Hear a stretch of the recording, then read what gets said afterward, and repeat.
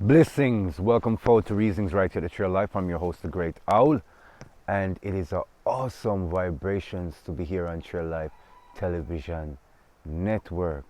It is awesome, awesome, awesome, awesome. And so, just want to give thanks to Divine Yeshua for the gift and the joy and the ability to share word, sound, power with potency, clarity, and depth of meaning. So, despite the adversities in reality, I do give thanks for the ability through the divine Christ to share this beautiful experience to you, whomever it is that would engage through Trail Life Television Network and get my, I would say, a little bit more advanced teachings on various topics. And in this particular video, we will continue on the living word. In this particular video, we're going to be focusing on symbolism. Now, symbolism is a deep, potent means of communication. Is it a language? When we see people putting up symbols with their fingers, their hands, is it truly a language when we see them writing in these strange symbols? And these strange symbols are said to be not just words per se with a meaning, but entire creed, mission, entire statements codified in symbolism, in italic, in image, in line and contrast. Is it really a language? And in our previous video, we spoke about the living quality within a word. And I described the leaf as being a word that describes a living entity, energy, presence, that all words, even if they're psychological, are formed out of actuality, which is energy, because in the beginning was the Word, and the Word was God, and the Word took unto itself flesh and dwelt amongst the living. So the Word is life itself. It is vibratory, it is frequency, it is energy, it is spirit, it is intention, it is soul, it is attitude, it is purpose, it is alive. And so today, as I'm just easing through my symbolism, I'm going to go deeper into, again, the essence of the symbolic language. I never really have a specific place in which I would start per se, and I would go with the spirit and feel where it wants me to start. But let's look at the essence of what symbols are in the first place to be able to be speaking about it. Well, symbols usually are images that are drawn, typeface, reproduced, carved, etched, that are somewhat of a capturing of elements that are present within earth, like a mountain. Let's use a mountain, and let's say a bundle of ratchet, a bundle of faggots or sticks, and a hatchet. That would be from the fascia, right? So I'm talking about something real juxtaposed to something I'm imagining, which is the mountain, but the fascia is real, which is the bundle of stick and the hatchet, which represent the Escutian Empire. So simple, I've shown you a symbol and you can look it up. So let's say the mountain symbolically represents, as we can see it, heights. Not just a place that physically takes effort to reach, but in terms of triangulation of sight, we immute it to be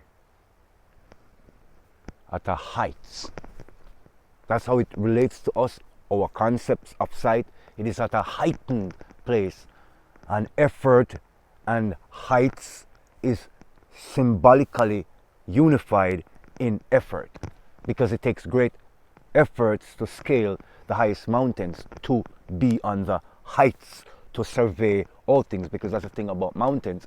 When you are on mountains, you can look very far and be able to pervade the land space 360 degrees, especially to your immediate environment. So let's just say, for instance, you're on the highest mountain, then you are able to, by that space and time, dwarf all the other points. And at the right point, you can be able to see 360 degrees as far as the eye and the clearness of the day allows. Mountains represent heights of consciousness, of an achieved state of progressed will.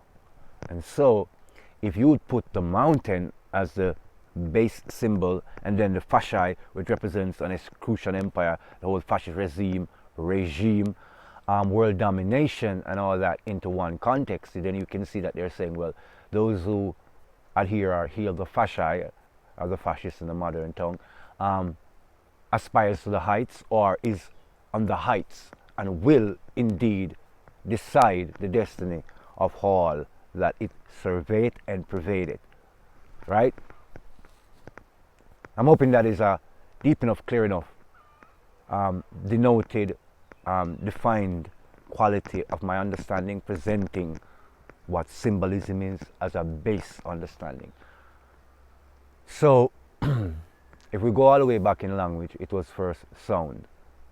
And so because it was sound denoting living organism, entities, beings, and experiences, after a time when man was cast out of the presence of the divine, the sacred divine language became scattered, fragmented, became more emotional and spiritual, to be reached by a certain compassionate state, a certain state of selflessness, versus the kind of behaviors and language that have since developed, which is a more selfish.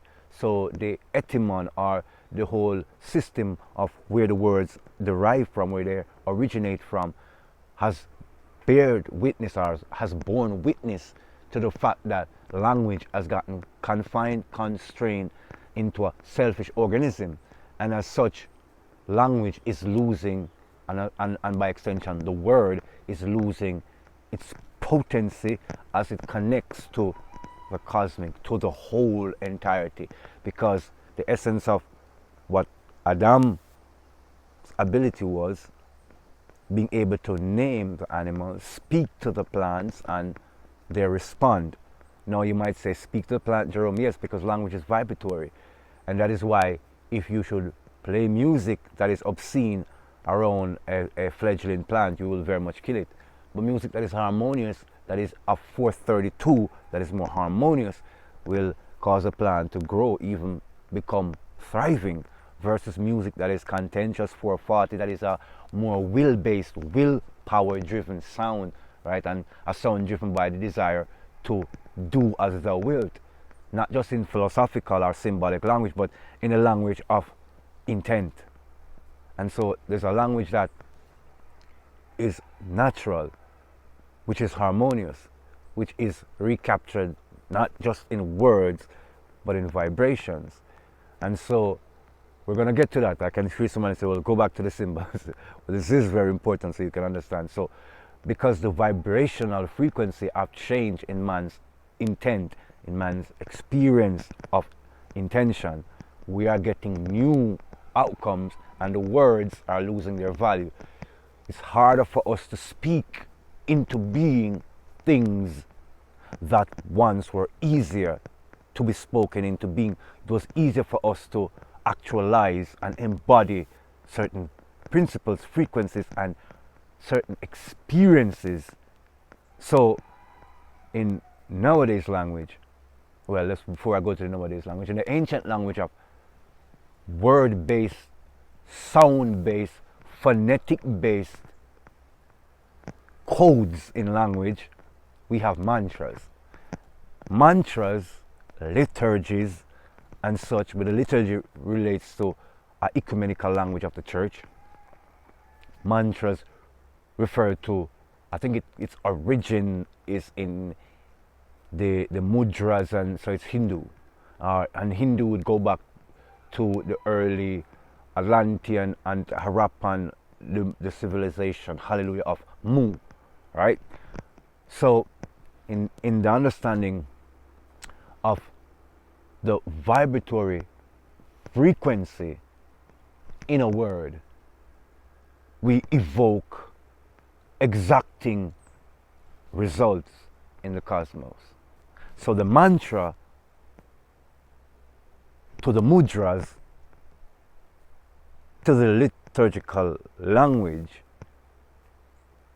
maintains a deep sensitivity and functionality of language using word sound symbolism by repeating certain sounds. You evoke a certain frequency, and by evoking that frequency you reverberate and vibrate in harmony with that frequency and being able to have benefit. So let's just say the frequency through cymatics, the sound frequencies, is towards healing. Through humming in your biology, you hum. You know, sometimes when people are sick and they're like, and to others they take it as, oh my God, he's in travail, she's in travail. But actually, hallelujah, they're vibratorily healing, hallelujah, their being. And that's sound frequency, and that is cymatics. And in symbolic language, people might codify that as, let's just say, I'm going to be very symbolic. So if you don't catch it, I hope you use the tools that I've used before and catch it. The same, they transpose that sound frequency of vibratory energy affecting the body in a cymatic healing, or in the essence of refuah through the healing arts in metaphysics. They transpose that to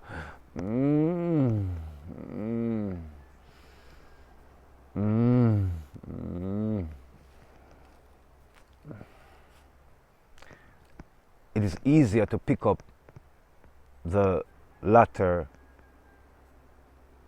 not the former. It's easier because the latter is in every sensory perception that has been inculcated through the language of symbolism, and that is sound, phonetic symbolism coming through mantras. Now let's look at the mudras. Often we see some of the most powerful, and some say evilest people, Kura, holding this mudra. It's a symbol, it is a language. Now when you go and look in the language of mudras, you realize it is about power, self-assuredness, but that is on the surface. What is it beneath the surface? Beneath the surface, all the points of the digits, which are energy centers, they connect. And if your legs are also crossed, it means that your mind and your body, hallelujah, is single. So if the light of thine eye be single, then their whole body be light. So it means that being in such a position, pose, mudra, symbolically is like an electrical capacitor or anode that is attracting, burning, and producing, generating electricity. Hallelujah. So they are generating energy, or let's put it another way, they're harnessing energy from the environmental field. They're extracting energy from the energy stream, and as such they will be very centered, powerful and empowered. That's the word I was looking for. And so that is symbolism, symbolic language in mantras and in mudras. So when you are in the church now, you sing a liturgy, or that is what you say, an ancient hymnal. You have, like maybe in the Western Christendom, you have the Benedictine monks who would do their, or the Gregorian monks, sorry, that would, well, both, but the Gregorian monks would do their Gregorian chants in, that is yeah, I said monks, right? So you understand what monks are.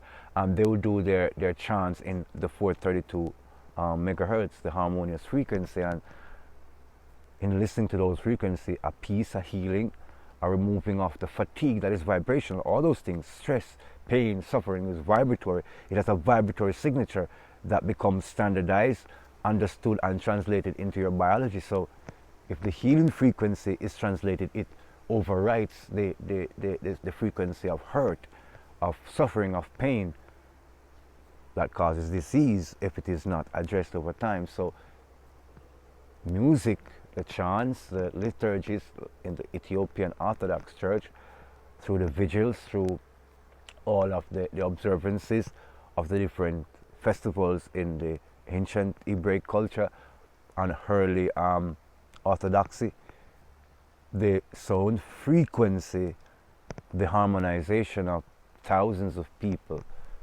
literally causes the atmosphere and environment to vibrate with the ancient, which is the cosmic laws. We call them ancient because they're not being so activated and appreciated, promoted, yeah, in this current day and age on our mediums of information. We'll look at that another time too. But these liturgies really bring not just healing to the individuals in the immediate company who are participatory, and part is really in essence from etymology meaning particle, yeah. So each participant is a particle, a part of the whole. So the energy has many capacitors, many anodes and cathodes that harmonize through electromagnetism, and through that vibration transmute, meaning it changes one state of energy to another state, from a seed into a fruit, from pollen into the flower. It transmutes energy. So people are healed in the true essence of healing, not just, oh, we're going to have a healing service, but true harmonization, like the Sermon on the Mount, as they would say, or Peter at Pentecost, Torah, brings things into a certain frequency of harmonization for healing. And these are the symbolic languages in sound phonetics, how words are verbalized, which really means vocalize. That's what a verb means to act on things, to bring it to life. So to verbalize, vocalize, which is the essence of embodying, bringing it into being, speaking it into being. That's why negative self-talk, negative behaviors, negative thinking has a thing in common with negative outcomes. Hallelujah. So the symbolic language of those now who use the gnosis or the knowledge of the ancient world against us, they have the hand signals now. That we know the ram head, we know the 666, we know many of these symbols. And these particular symbols, to the layman, or to what the average human have come to understand, represents allegiance to a Luciferianic system, whether or not people see it in the metamorphic or in the eternal as Lucifer being, God being, right? But some people just see it as a dark metaphysics upon the planet, the maintenance of a secret code of control. So, in this Luciferianic or anti-God system for the religious minded, the symbols aren't just only showing allegiance to the unholy regime, it's connoting messages, because there are many similar symbols that are held in cardinal points as to how an individual is aware of the cardinal points, east, west, north, and south, and to hail to the god of the North Star, which is the god of war. These particular hails that go above the forehead, over the chest, over the pelvic region, over the eyes, they all at certain points are not just allegiance symbolism or allegiance affirmation. They are language transmuting messages, hallelujah, and they're also commanding the realm. And we can break the realm down in terms of they are commanding things into being, right? And so if all of them harmonize, then it is easier for these things to come into being. So when they're working ritual magic, bringing things out of their cosmic into out of their dark reality upon this plane which advances their kingdom, they do these things.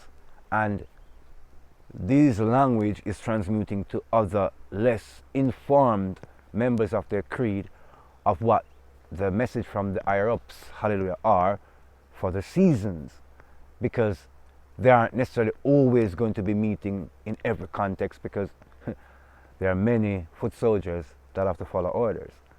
So the symbolic language is how they train. And one of the symbolic languages now, when we're going out of the mudras and the hand signal into telepathic. Now telepathy in of itself are the rapid neuro signals that are picked up through the hair follicles and through the epidermis, and is then transmuted, just like heat energy is transmuted into electrical energy. It is transmuted into consciousness, into cognitive perception, and that comes into cognitive into cognitive function, and that comes through the cognitive faculties. And so that energy that comes in as vibration is decoded. So telepathy, or telepathic language, is a language of sending messages through thought waves, and a heightened mind, like a high antenna picking up a high radio wave, then breaking down that radio wave into moving images and sound, right? And we call that a television, telephone, prefix, telepathy, telecoms. So you have prefix, which tells you from the beginning what the real essence in the etymology, what the whole word is about. And you have suffix at the end that tells you what the previous part of the word and its overall derivative meaning is. But in that case, television, telegraph, telefax. So those who are highly sensitive are able to pick up the telepathic signals that are thought waves. And thought waves are carrying words again. They're carrying language, messages, emotions, motions, motivation, the motive for things. So people are inspired, because from motivation, a lot of people derive inspiration. It comes before the information, and let no one trick you and tell you it's otherwise. People pick up these things, and at a level of discovery, or at a level of discordance, they might say that person is hearing voices and is schizophrenic.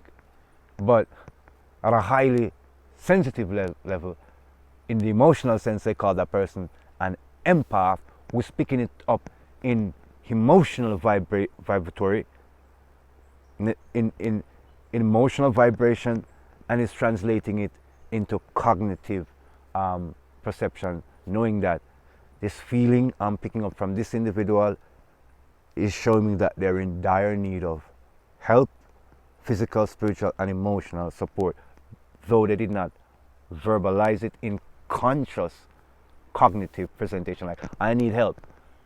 It was unconscious, because the empath were able to decode and translate that frequency they got from that individual into something that is clear. The cognitive put it into meaning. And so telepathy now, in its symbolic power, is the ability to carry messages beneath the veil, hidden from the average mind. So it is broadcast widely, but only those who are trained, those who have the receiver, the antenna like the TV antenna or the radio pole back in the day, are able to pick up the message, decode the message, and act upon the message. And so all these symbols are a form of communication through words, through sound, through power to those who are of like minds. And so all who are of like minds aren't a part of the brotherhood or the fraternity or the sorority or the sisterhood. But they are foot soldiers or they are alike in mind, so they pick up the signals too. And if you notice, they do the same signals and they attest to some of the same attitudes, functions, and behaviors because they're under, hallelujah, the same spirit. And that's how it's understood in the religious language. Or we can say in a symbolic language, who pays the piper calls the tune. It's who they're listening to, it's who is inspiring them, it's what their predisposition is to absorb gnosis, to be informed. So telepathy is the hidden language to conceal motive. And one of the things that separates the really highly vibratory from the lower vibratory is their ability to send brain teasers.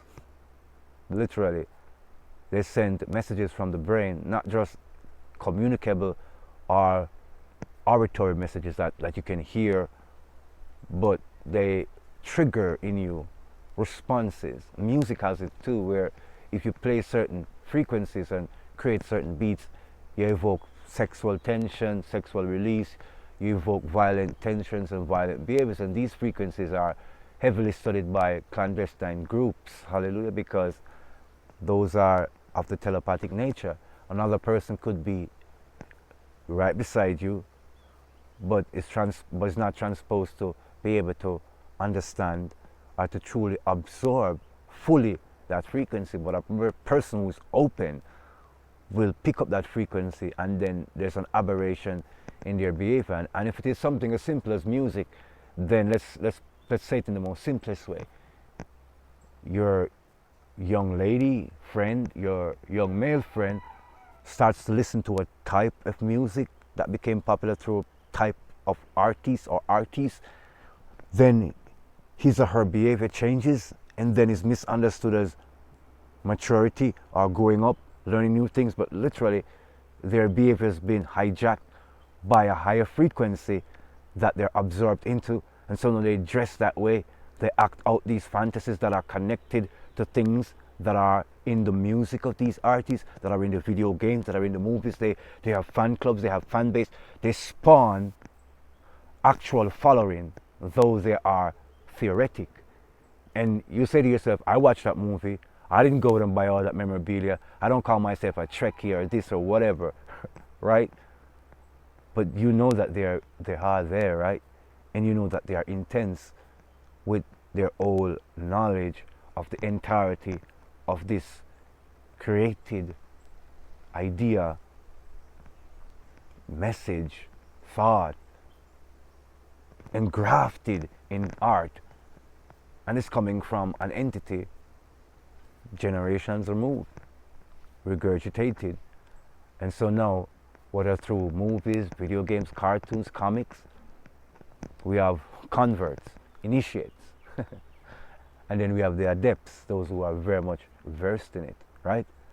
We have the praetors, right, which are the administrators in the administration of Rome, that most people call prime ministers or presidents, which really, hallelujah, are just beneath the whole idea of consul. And consul is just, again, a foreign controlling governmental, invader into our states. So Aboriginal cultures are under these word, sound, and power, and these Praetorian guards, which project their thought processes symbolically into the media, into every aspect of what they call art and pop culture, and create another generation of, I would say, the hierarchy of the system of the Luciferianic order.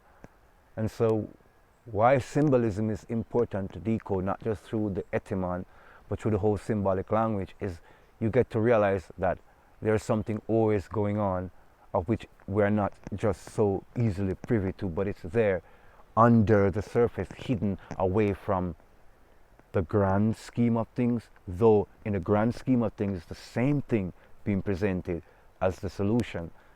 But you know, the wise think in their own conceit and think themselves to be very wise, but the fool with discernment well searches them out. So they gotta communicate this, they gotta televise it, telepathy again. So they're out there every day trying to abracadabra you, trying to put you under ghost spells, trying to spell you into incantation, and to the incanters, right, are all around us in every faculty and every facet and facetry of our societies and our lives.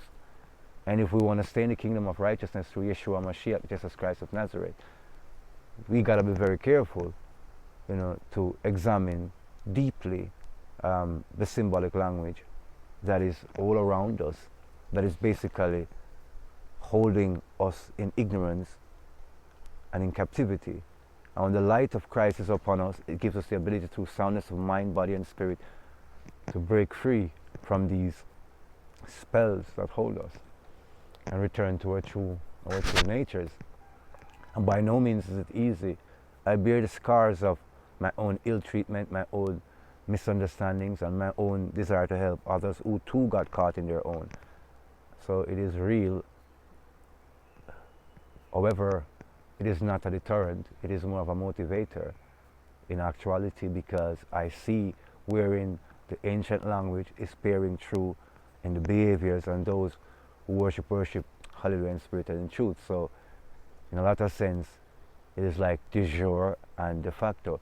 De jure relates to theoretical law, a law that they say is not fixed like de facto, which is law existing in reality, which just means what is legally accepted, because law isn't necessarily theory, it is spiritual, it is actual, natural law.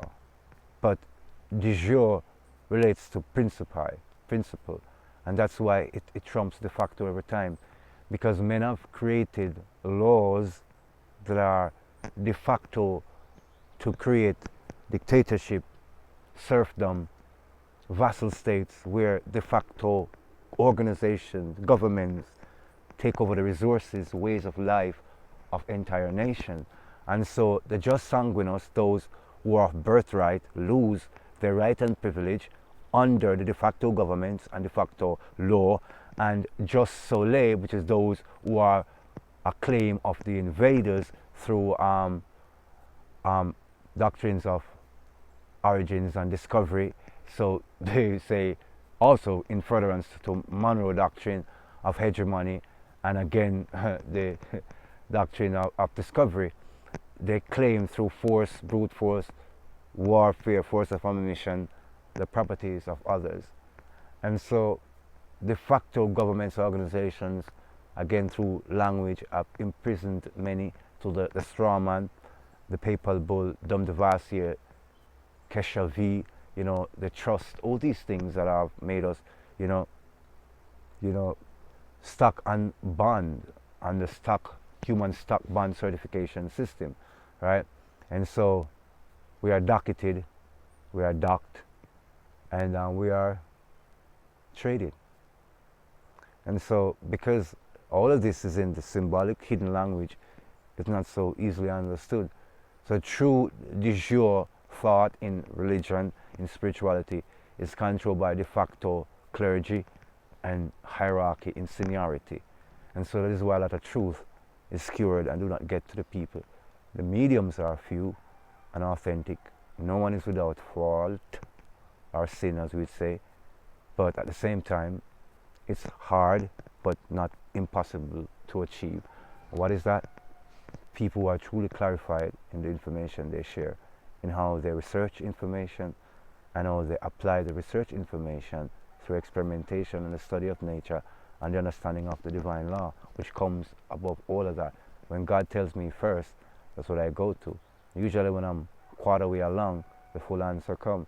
And later on, I discover everything to be true. Back in the days, I wanted to prove everything, right, first, until I trusted, hallelujah, the Most High, Yud He Vav He. And now, when he says this is what it is, later on, way down the road, I hear people say, what we discovered? And I was like, figured that one out already. And besides, the ancient language kind of points to it, kind of essentially, kind of gives us hints, and those who have preserved it has kind of preserved those hints.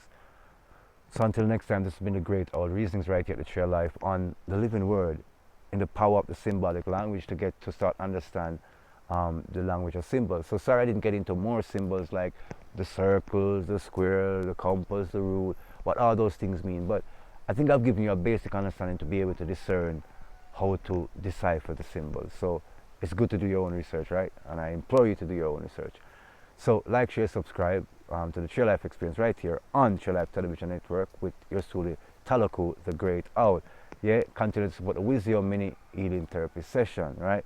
So just continue on your path being masters of the word in absolute mastery of the symbolic language. And the next episode, the next video will continue going further and dive into some of the dimensions of the word and its symbolism. So again, giving thanks to Yeshua Mashiach, the master of thought, spirit, and ability. Blessings and love.